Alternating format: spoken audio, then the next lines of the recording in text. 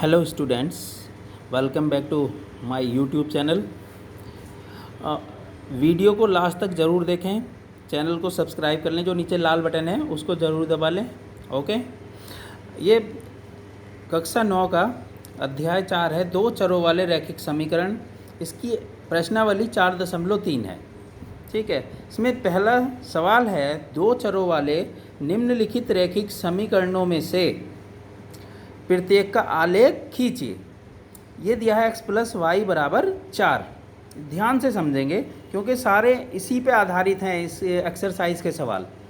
x plus Y बराबर 4 है तो y बराबर 4 माइनस एक्स हो गया।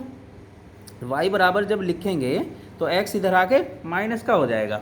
ठीक है, फिर x बराबर 0 रखने पर, जब x बराबर 0 रखेंगे तो y बराबर 4 माइनस 0 बराबर 4।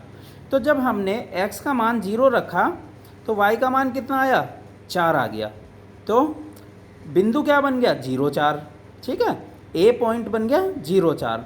और जब हमने x बराबर 1 रखा, y बराबर 4 माइनस 1, इस x की जगह 1 रख दिया। ध्यान से समझेंगे, y बराबर 4 माइनस 1 बराबर 3। फिर A पॉइंट आ गया A 0 A और B आ गया 1 3। ये समीकरण के एक हल हैं, है ना। और फिर दिया है दूसरा x माइनस वाई बराबर 2। तो x माइनस वाई बराबर 2, तो y बराबर कितना हो गया, x माइनस 2। तो x का मान यहाँ 0 रखेंगे, 0 रखने पे क्या होगा, 0 माइनस 2, y बराबर कितना आ गया, माइनस 2।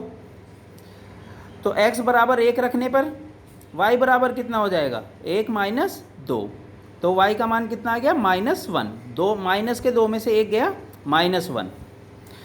तो ये C पॉइंट आया 0 माइनस 2। जब हमें x का मान 0 रखा तो y का मान माइनस 2 आया। तो x का मान पहले आता है और y का मान बाद में लिखते हैं। ठीक है, इसी तरह D पॉइंट आ गया 1 माइनस 1, समीकरण के हल हैं।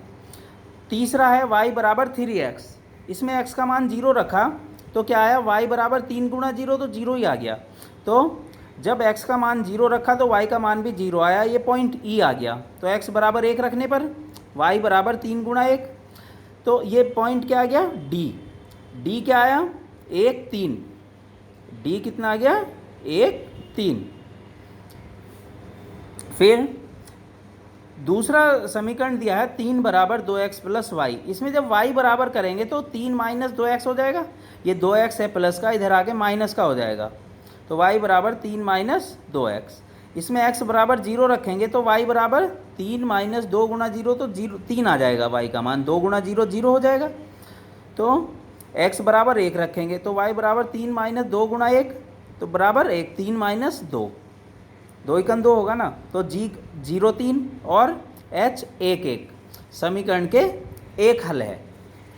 इसी प्रकार जब हमने ये मान निकाल लिए, उसके बाद आप देखेंगे ग्राफ में जो पॉइंट आया है ए क्या आया था, ए आया था हमारा 0 4।